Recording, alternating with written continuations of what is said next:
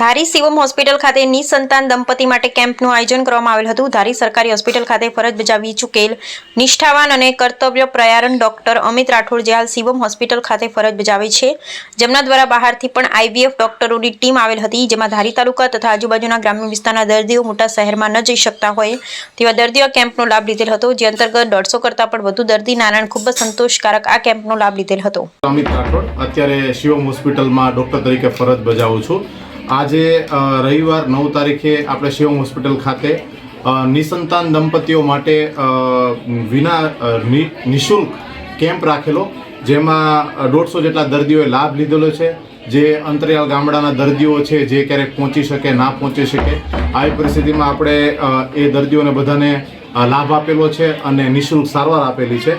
તથા શિવમ હોસ્પિટલ 24 કલાક દર્દીઓની સારવાર માટે ખુલ્લી હોય છે અને અહીં બાકી નોર્મલ ડિલિવરી, સિઝેરિયન, કોથળી કાઢવાનું ઓપરેશન, ટાંકા વગરનું, ટાંકાવાળું અને એ ઉપરાંત જનરલ પ્રેક્ટિસમાં જે દર્દીઓ તાવ, શરદી, ખાંસી અને નાના બાળકો, એ બધી જ સારવાર આપણી પાસે અવેલેબલ છે અને આપણે કાર્યરત છે 24 કલાક।